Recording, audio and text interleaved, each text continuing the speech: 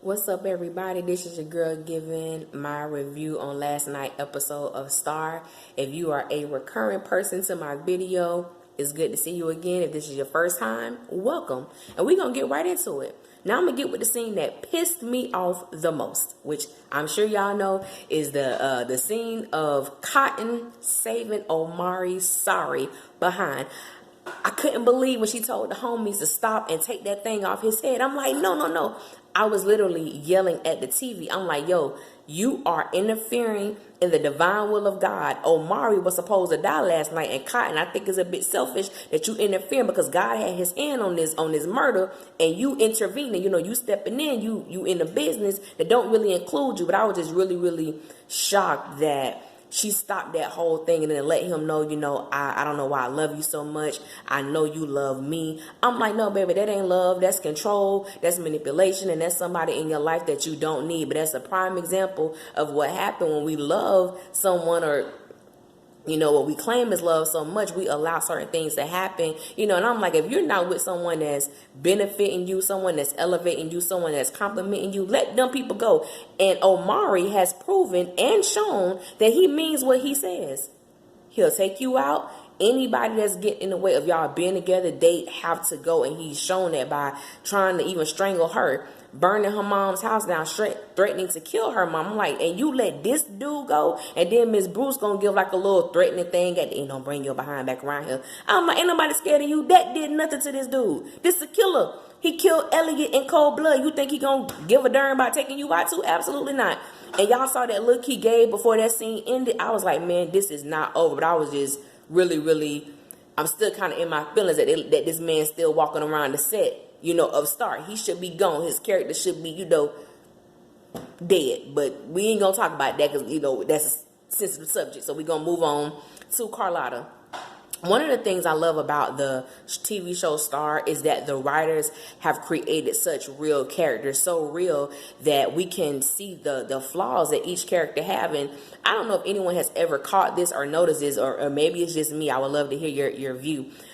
When it comes to Hayel, Carlotta is so hard on him when it comes to the things that he does to elevate his group. I'm like, you would do anything for Take 3, for them to become the successful trio that they want to be. You would do anything. You would barge into Ayanna's office. You would put your feet up on her desk, demanding respect, demanding that your girls be taken seriously. So you've done some things, and anytime, Hayel does something, it's always, oh, what about the girls? I can't believe you would do this. Oh, you doing this now. And I'm like, it ain't personal. It's business. It's all business. The same way you want Take 3 to be successful, that's the same way that he want Andy and Angel to be successful. But she tends to kind of, play that victim card just a little bit when it comes to Hayel doing what he feels is necessary for his boys, for his group, to make it. And I'm like, not even 15 minutes later, we see her with Ayanna, basically, selling Hayel out. Hey, you ever notice that when this happened, on the night that this happened, don't you find it ironic? Hey, it's payback. So I'm like, y'all basically just doing the same thing. The same thing for the same reasons, just a different group. But y'all doing it so that your people that you manage can be successful. And then I'm like, dang, Carlotta, it's a conflict of interest because you sleeping with the group's A&R director. That's a problem. I mean, come on now, but ain't nobody talk about that. Ain't nobody saying nothing about that. Yeah, Hayel slept with Ayanna for, professional reasons. You sleeping with dude. I don't know if it's for professional or personal, but you're still sleeping with him, and it's a darn big old conflict of interest in my personal opinion. All right, Angel and Simone. I'm like, number one, Angel, do you know how old this girl is? This is a minor. She's underage. Y'all need to do something about that because this ain't supposed to be popping off like it's popping off. But I'm sure all that stuff will come out. I'm just like, this is a child. I'm like, dang, Simone real pressed about going to juvie. She done married somebody knowing she a minor. So we going to see what happened with that. I was a bit shocked a little bit about that. I really didn't see her marrying him. But, I understood his reasoning, for wanting to help her and stuff like that. But I'm like, see, that's what happens when you move too fast. Just wait. See what's going to happen before you rush out and, marry, this dude, not even knowing that your group was going to go on the tour. But, we going to see how that pan out. But that one did kind of throw me for a loop because she's a minor. That's the only reason why. Jackson is that fine white dude that they introduced us to last night. Eye candy. He's sexy. He's fine. as a fan of the show Star, I would love to see the character of Star evolve in some way. I'm like, stop giving this girl the same recycled timeline, the same recycled storyline. Anytime she's ending something with a man before she can really deal with that issue or deal with that situation or that relationship, y'all automatically bring another man into her life. And I like what she said about, hey, you really don't want to deal with me because I jack your life up. I'm like, I respect that. I respect that. So I'm like, with the writers and with I don't know really how the direction of the show is going, but I'm like, can we please give her something new, that she don't be so, predictable when it comes to those things? Like, give her something different, what I'm saying, to do or what have you. So I'm like, yeah, he's good to look at, but as far as what she's dealing with right now with the visions and the memories that are coming back to her, and I'm like, maybe Star played a bigger role in her mother's death than she knows, like, especially when they showed the preview and Brody came in saying, what did you do? So I was like, did she kill her mom? Was it an accident? Was it on purpose? These things that she's remembering. So if it is, I'm really excited about that, because in real life, when you deal with some traumatic situations, your mind, your brain will block some things off so that you don't remember. So now these things are coming back. So this is an exciting twist for the character of Star. So I am excited to see where they go with that. Derek, I was so happy that Derek was making his first steps, and I loved what the therapist said to him. Like, you got so much on your mind, you can't even focus on what you need to focus on, and it's preventing you from walking, it's preventing you from moving your legs. And I said, that's a powerful statement, because just in life, there are some things that we're trying to do, whether it's achieving our dreams, our aspirations, finishing school, having these major goals. And there are times we allow people from our past, pain from our past, situations from our past to keep us bound, to keep us stagnated, and we can't make, those initial steps, even if they're baby steps. So I really did love that message that they put out, in last night's episode when it came to the storyline of Derek. Now, last but not least, Alex and Alex and Noah. Now, they had a few cute little scenes together when the tape 3 was rehearsing. And the way he was looking at her, I said, I'm convinced dude is head over heels in love with this girl. Because I'm like, I don't think I've ever seen the character of Noah laugh and smile so hard and so long. Like, I'm like, he's just waiting for her to give him the word. Like, we can all see it.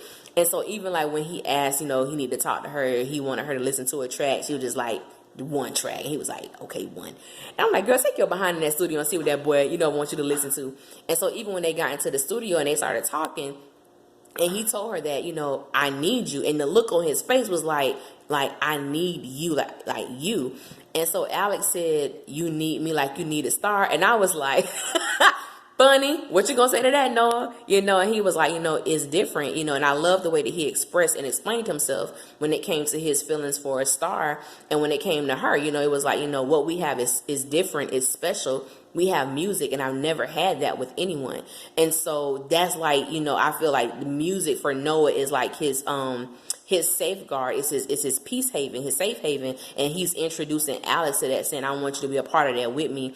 And so even for her, she made a statement like, stop with all the lies. And I was like, baby, you ain't in no position to tell someone to stop lying, and I'm like, tell this dude how you feel about him. She said, I honestly don't know how I feel. And I'm like, yes, you do. You may be scared to admit it, but he deserves to know, how you really feel about him. And so even when they had when he explained to her, like, you really don't think I care, you ever start to ask yourself, how did your song get on the radio? And when she made the look of acknowledging, wow, you were the one that did that, like, yeah, he did it because he loves you. He did it because he wants to be with you. And just like him, the rest of us are just waiting for you to come into your truth and acknowledge that, even though we know it's gonna happen. I'm like, come on, y'all, how long y'all gonna make us wait for this thing to happen? Like, come on, I would love for the whole hour to be about Alex and Noah, because to me, honestly, they have the perfect and the most popping and the most interesting storyline. So, I mean, that's asking too much. I know it ain't gonna happen, but I would love to see that we can make that thing possible. And then the last scene they had together, like the little coffee shop of the record company, when she was like, I'm not going to let you come between me and my girls. And he was like, I understand. I'm like, he ain't trying to come in between you and your girls. He just wants you. And we ready for you to admit that you want him too. And so then, she finally said, you were right. What we have in the music is special, you know. So I'm like, okay, that was a little bit, Alex, but we need for you to go, you know, you got to third base. We need you to hit that home run and bring it on round. You know, we need, just tell the man the truth. Tell the man the truth. You know, so I'm interested in just seeing how this whole thing, you know, played out. I thoroughly enjoyed the episode. It was really good. I was happy to see, you know, Ayanna back, because I do love Michael Michelle. I do love her. She's beautiful.